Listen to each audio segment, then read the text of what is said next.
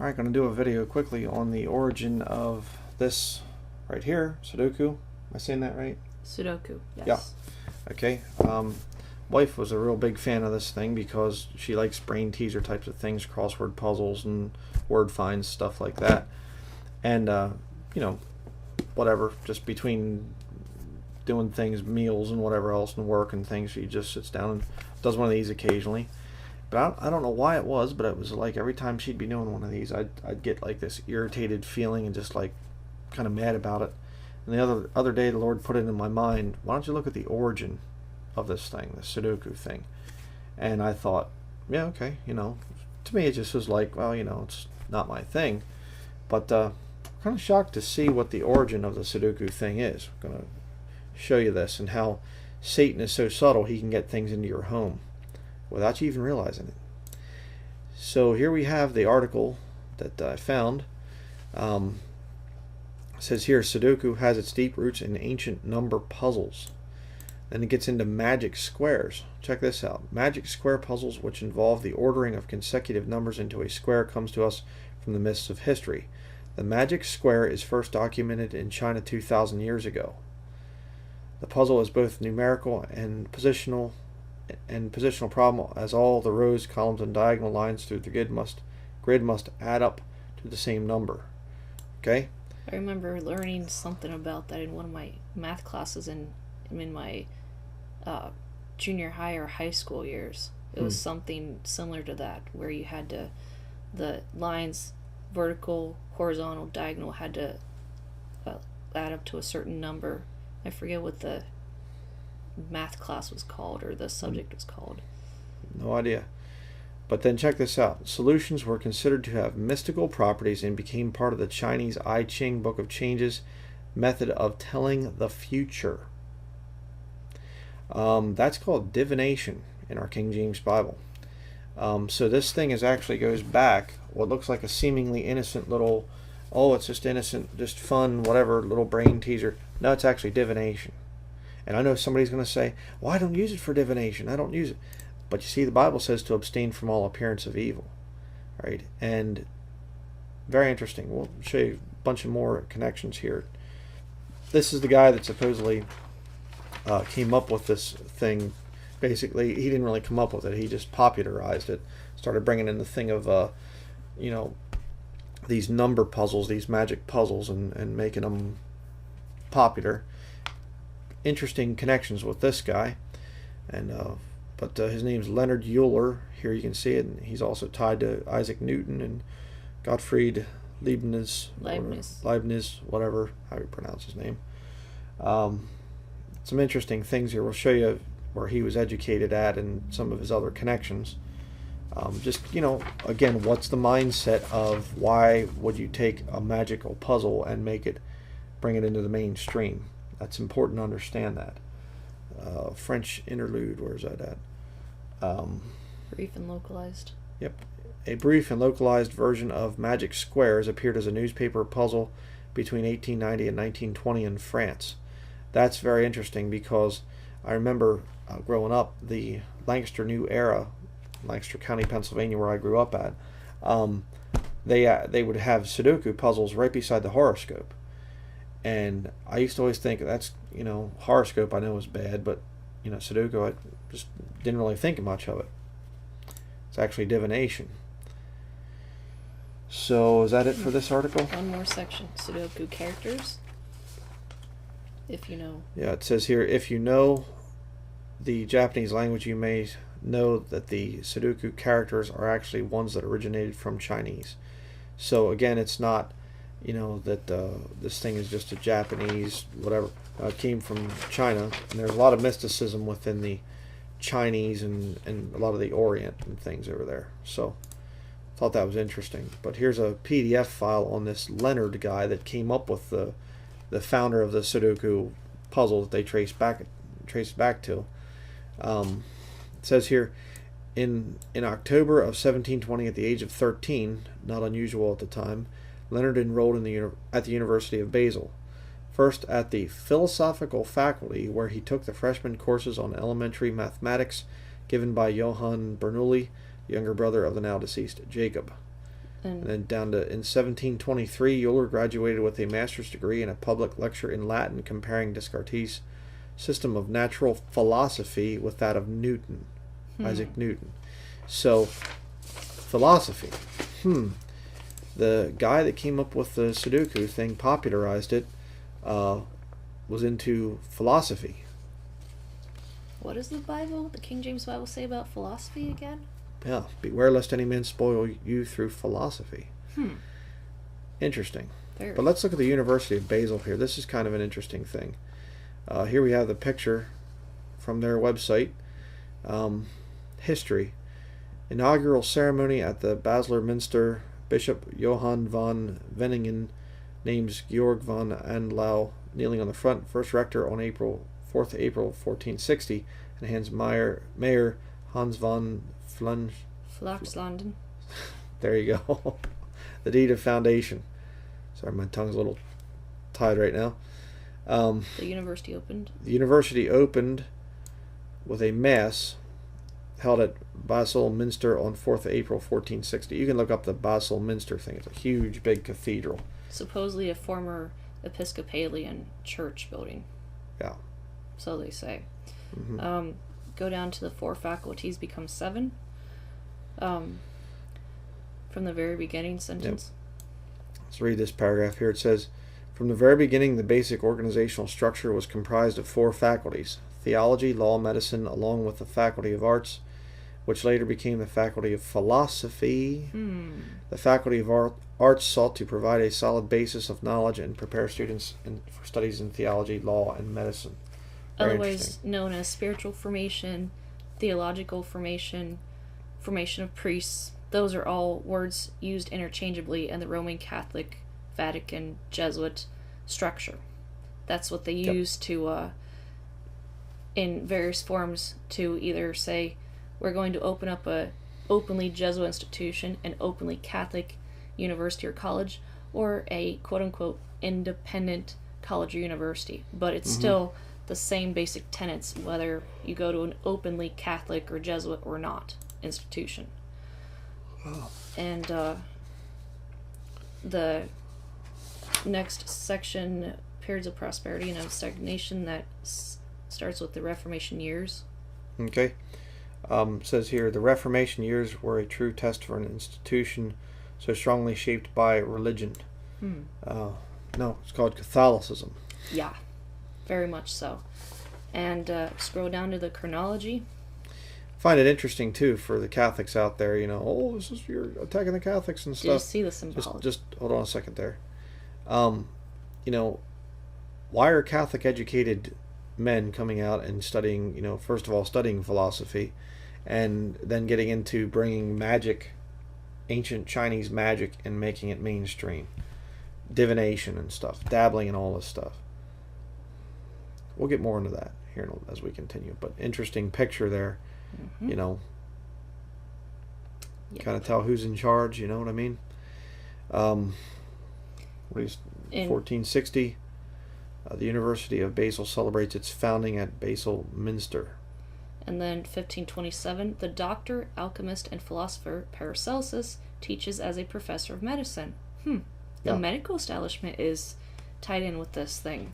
But this doesn't make any sense, because how could you have a doctor, somebody into alchemy, which later is the pharmaceutical industry basically, and a philosopher? Those are all just, they don't line up, do they? No, never. They wouldn't do such a thing. That wouldn't be Catholic. I mean, that scientific. Yes. There you go. Yeah.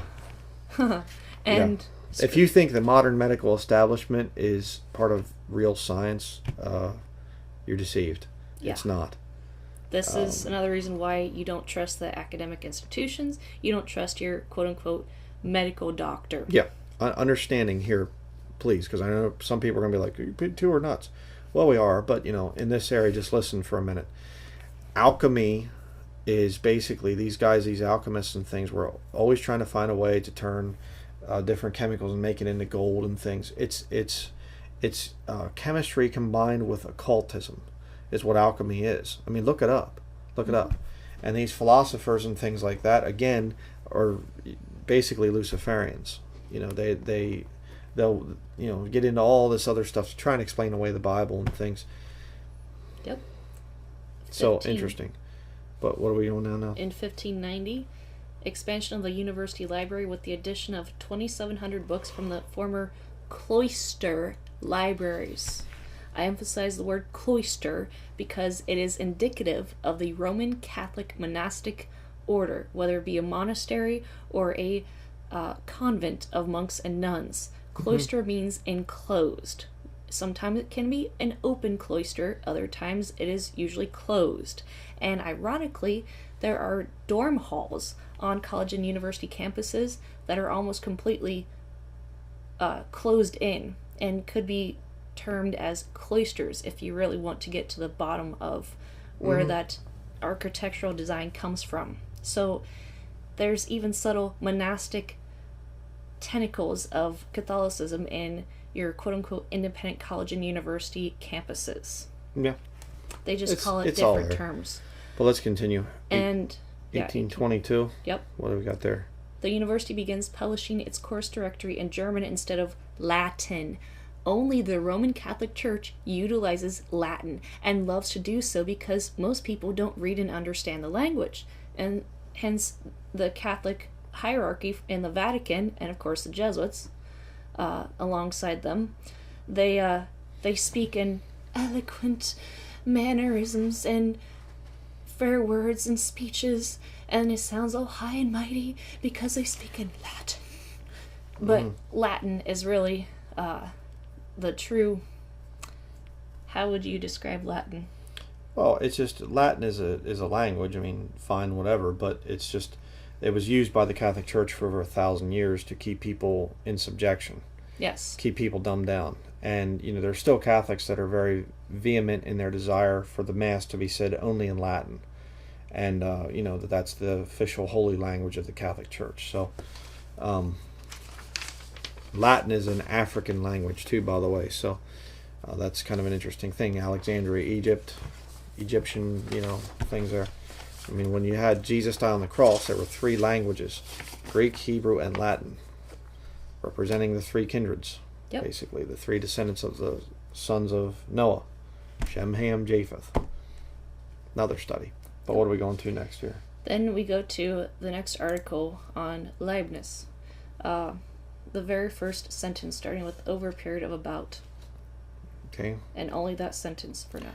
All right. Over a period of about half a century, Leibniz professed in letters and writings his strong and continued interest in China. So this is another one of the guys that worked with, what was the guy's name? Euler. Euler. Okay, Euler.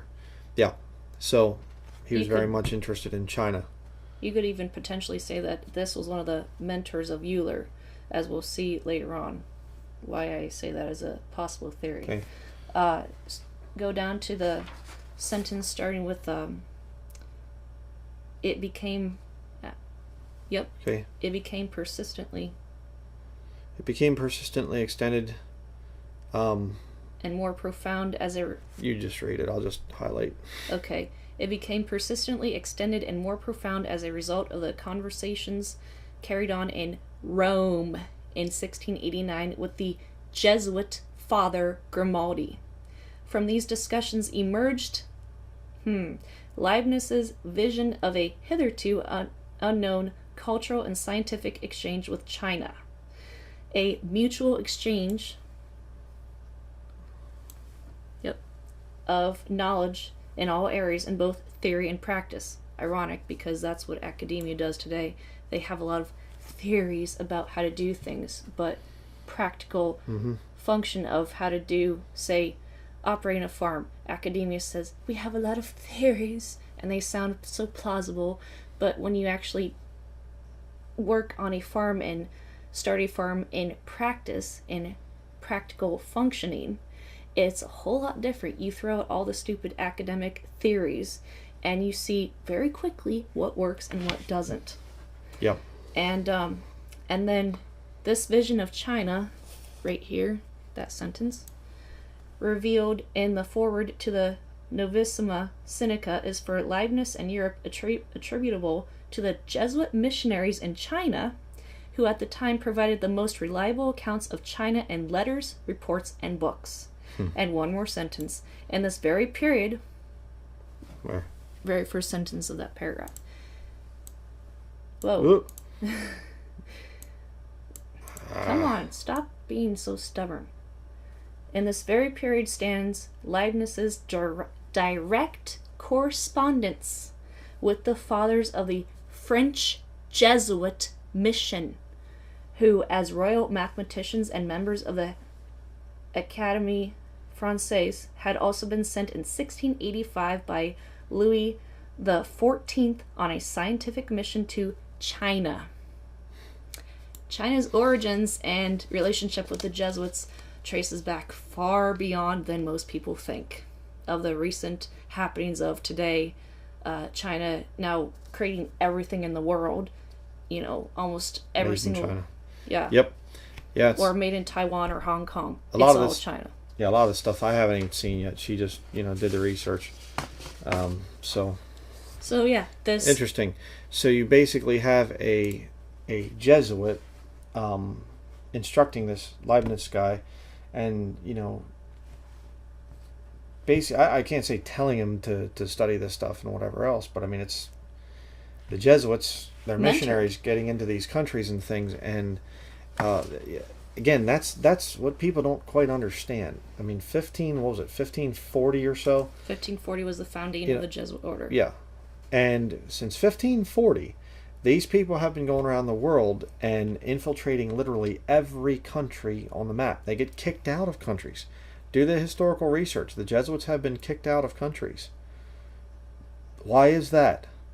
Because they watch my videos, I guess, on YouTube, apparently, according to some, they're followers of me or something. No, because the Jesuits are a very satanic order. And they get in there, and these guys are experts at philosophy, they're experts at mathematics. They look for the intellectuals, okay?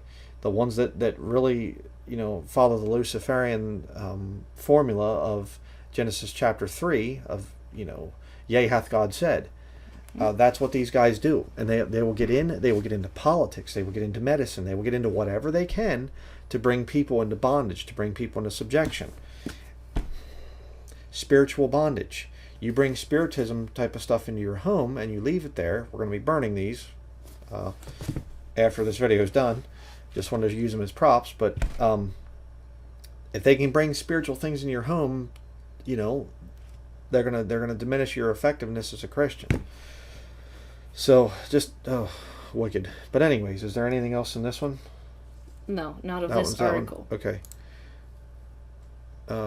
This is the AIMWORK website of the Rosicrucian Order. Ancient, what is it? Ancient Mystical Order of the Rosy Cross. Okay. Or Rosicrucian, depending on what language. Sir Isaac Newton, this is a podcast page from the Rosicrucian Order's own website.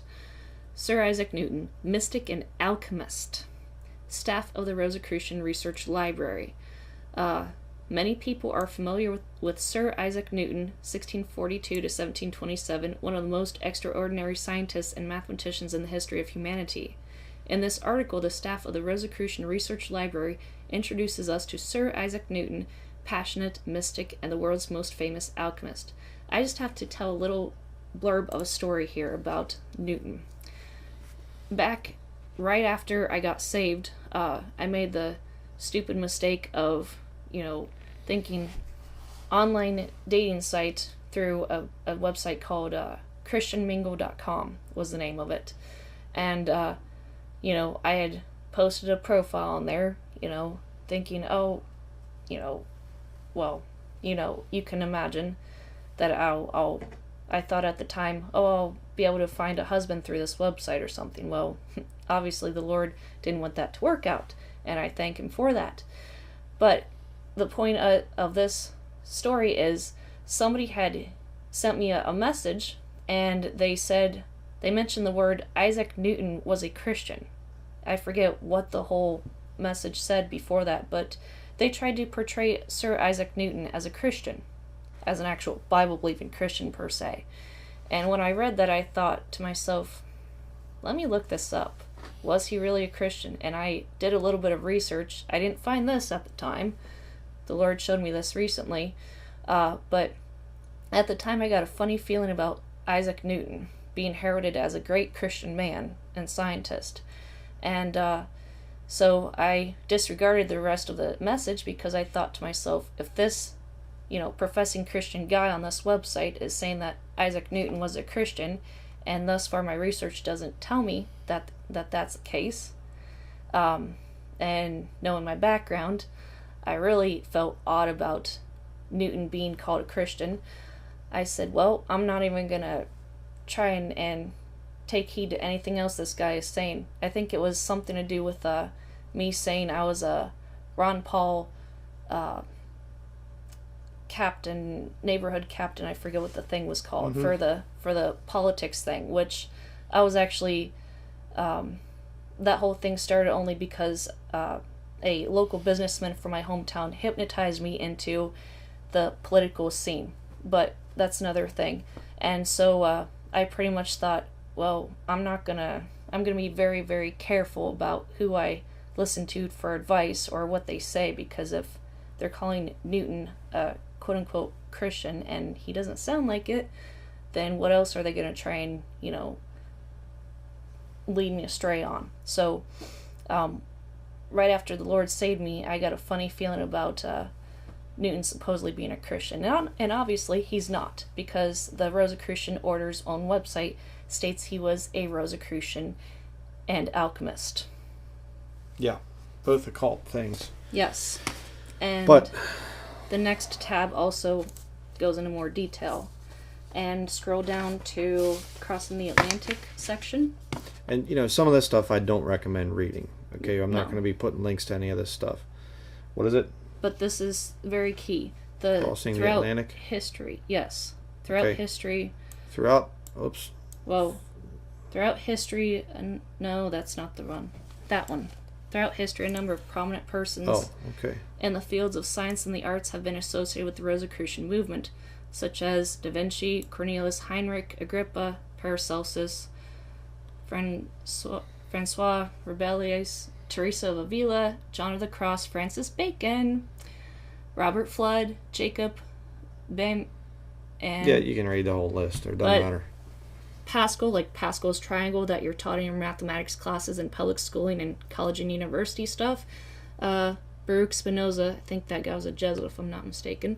Isaac Newton, Gottfried Wilhelm Leibniz, Benjamin Franklin, Thomas Jefferson, and the rest of the bunch there. But yeah, check that out. Newton and Leibniz are both Rosicrucians from the Rosicrucians' own website. And I thought this was rather telling. Yep. And they had a hand in bringing the Sudoku thing to be. So that's why we're even talking about this. Yes. But next one? Yes. Okay. And this is rather telling. This is, again, the guy, Leonard Euler, from the article, the main guy. Supposedly created the Sudoku puzzle. In 1740, this sentence, Leonard Euler's accomplishments were growing and his reputation increasing, especially in France, where his Mechanics of the Science of Motion set forth analytically received a highly favorable review in the influential Parisian Jesuit journal. Whatever. Right, I don't speak French. And he won his third consecutive annual Prix de Paris. Interesting. Yeah. And he won this Prix de Paris prize along with 3 others, including a Jesuit mathematician, Antoine Cavalieri.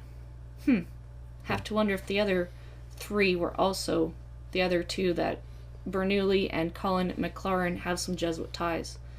I didn't look that up, but you have to wonder.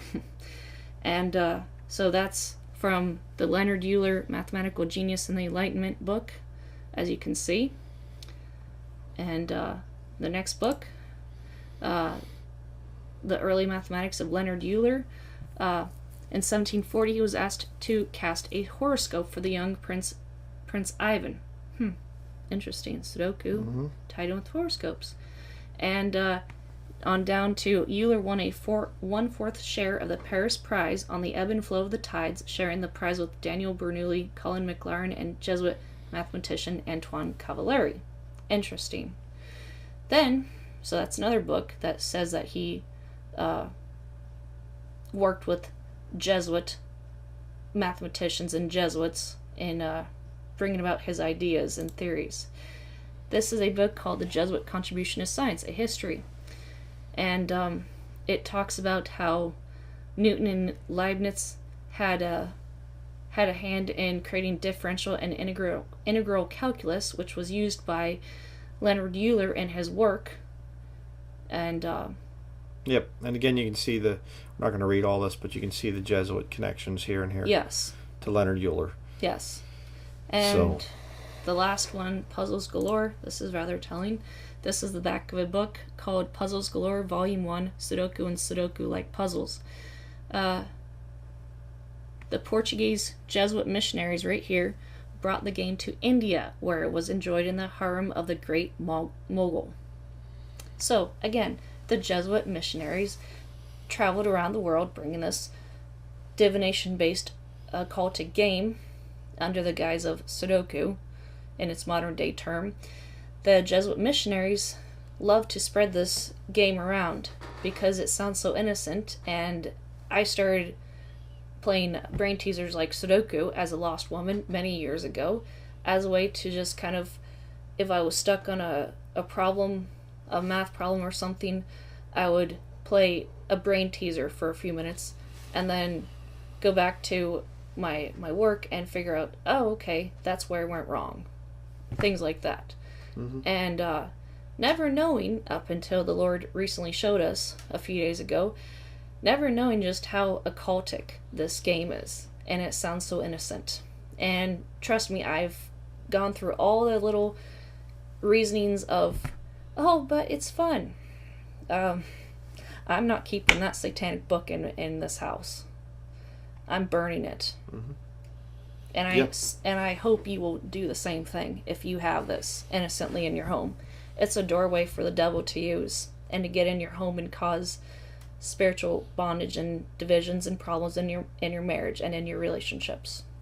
And it can Absolutely. Be a hindrance to your prayer requests if you are willfully keeping this book on hand after hearing this video. Mm-hmm. Let me just explain something here, because I know some people are probably going to be like, oh brother, this is you're blowing things out of proportion, the whole deal. One of the things that the Jesuits swear to, they swear total obedience to the Pope, to their black Pope, actually, the superior. Although right now the Pope's a Jesuit as well, so it works out. But and one of the things that they say that they will do is that they will poison enemies of the church. Well, poison, when you think of poison, you think of a chemical. Alchemy, but no tie-ins there. No, never. But here's the thing, and here's what people need to understand. The Jesuits can also poison through other means, and that is spiritual poison. And it doesn't take much. That's why Jesus Christ talked about a little leaven leaveneth the whole lump.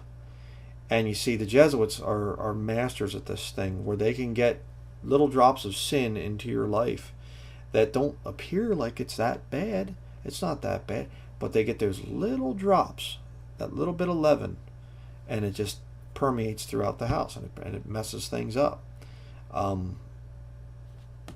This is something that you need to get it away. Okay? You need to get away from this stuff. It's bad. So, interesting video. Definitely some tie-ins there we needed to go over that are quite telling. And again, I need to say this, and that is this whole university system. A lot of the math and things like this.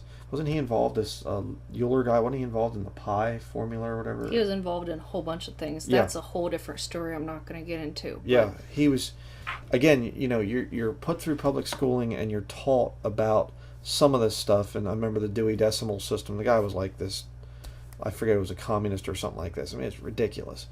So many of the great philosophers and great teachers, and Charles Darwin, these people were all God-hating reprobates, is what they were. And you're taught you just have to bow down and worship these people in public school, and it's just like, no, I don't think so. And that's why if you're a Christian, um, and I know some people even before you get saved, like I was a professing Christian all throughout high school, but I wasn't born again until I was 25 years old. Another story, but even as somebody who, you don't hate God and whatever else, you might not be saved, but you're wanting to know about God. There are certain aspects of public schooling and university, especially, where you're just like, something just doesn't sit right with me. It's just, I don't know what it is. It's just something isn't right. I don't like being in this class. I don't like what I'm being taught. I don't like this. Mm-hmm. It's not that you're rejecting truth. You're just like, something feels really wrong here. Well, it's a lot of it is because these people that are coming up with our modern day systems of math and quote unquote science, it all goes back to the occult and to divination and magical practices and things like this. I mean, it's insanity what it now is being passed off as medicine and science and learning and stuff like this. And that's why you go off to the university, and the more of this type of stuff that you study willingly, philosophy and stuff like that, it will ruin you. I mean, when the Bible says, beware lest any man spoil you through philosophy, think about what's being said there. You are spoiled, you are rotten, and after you go through all this philosophical training. And you're ever learning and never able to come to a knowledge of the truth, just like the King James Bible says. Why? Because you will never, ever, ever hear about this type of thing in your classes. You will never hear about the origin of calculus. You will never hear about who founded algebra. You will never hear about any of this stuff. Yeah. And if you dare question any of it, they'll laugh at you. They'll mock you. And they'll say, they'll threaten you because there was a situation when I was in Boston as a lost woman, because I went through trauma-based mind control, before getting into the academia thing. And, it was always crammed down my throat. You will go to college. You will get a degree. Almost in that demeanor. And one day I saw something, I'm not quite sure the details anymore, but something made me very, very angry one day in one of my online classes. And I took a combination of campus-based and online classes at the time in 2011. And one day I got really angry and I just wrote this message in the water cooler area of the online discussion forum through Blackboard. Now it's called something else. And I said something effective, down with the banksters, rebel against the banksters. And boy, you talk about lighting the fires with the instructor, because he put some kind of an ordeal where he told the student that I was like trying to get people to wake up to the truth. That was my unique way at the time of getting people to wake up to the system of academia and who funds academia and the banking system and everything, not knowing back then what the Lord has shown me now. And that caused quite a turmoil and a stir in the class. And the instructor sent me a threatening undertone-based message to basically shut up. So what I'm saying is if you dare to ask certain questions that will reinvent the wheel of the system, so to speak, or overthrow the order of the academic system already in place, they will either threaten you with grade lowerings and grade decreases, or they'll do something to you academically, or they might even, if it's severe enough, just kick you out of the system and railroad you out. And they have creative ways of threatening you. Not outright openly at times, but they will do it in a subtle, politically correct tone. Yeah. And, she's saying all this because we do get, a lot of correspondence with people, and they say, my parents want me to go to the university, I'm in the university, and whatever else. Do what you can to get out of that thing. Yes. Okay. And I just need to say this because a lot of people don't get this, and that is, when you are a Christian and when you get saved, you're going to find that there's a whole lot of stuff that you've been deceived on, a whole lot of stuff that you are involved in, and you're going to go, wow, okay, how on earth am I going to clean all this stuff up? And you're going to see those that are saved that are like way down the road, like, like they've been through that road of sanctification. Don't get frustrated, okay? It's a process, brethren. If you're in the university thing, okay, start to work on ways to get out of it. Yes. All right. If you can walk away from it, do that. If you can't, well, then try to pray about it. Ask the Lord for direction. Ask the Lord for leading. All right. This is something that you can do quickly. All right. This thing is from ancient Chinese divination magic number puzzles. All right. The Lord's not going to bless you if you keep this kind of junk around. All right. Get rid of it. Burn it. All right. Don't put it on eBay and try to get some money for it or whatever else. No. Get rid of it. All right. Burn it by fire. That's the method that was done in the book of Acts. All right. They brought arts and divination types of things together and they burned them. So that's what you got to do. And, when you watch our videos, please don't think that we're saying that you're just like, we get this all the time. People say, oh, you think everybody else is lost. No, we don't think that, okay? What we're saying is there are things that if it's wrong, then you clean that thing up in your life. All right? Get away from this stuff. And the Lord will lead you along. He's leading us along. I mean, literally, this is just a couple days ago. This whole time we've been in ministry, she plays us just occasionally and things the whole time, and we had no idea. I mean, we just totally ignorant of this thing, that this is ancient Chinese divination stuff, and we're going like, oh, brother. And sometimes I would even do a Sudoku puzzle before going to bed at night because it was my way of unwiring my brain. I have a very, very active brain, and sometimes I don't... Okay, thought pattern. You always steal my thoughts. He acts all innocent. I am innocent. Everything that's wrong with us, it's her fault. So.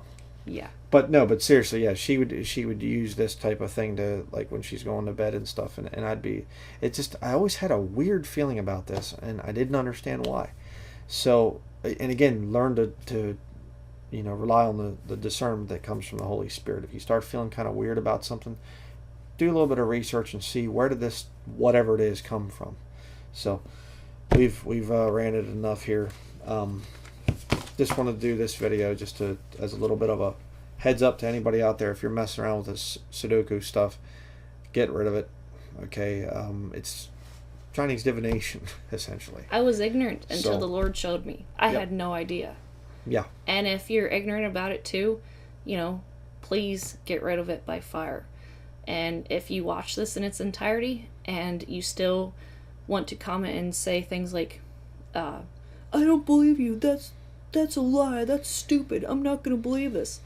If you're willfully holding on to this thing after seeing this entire video, thine own wickedness shall correct thee. Yep.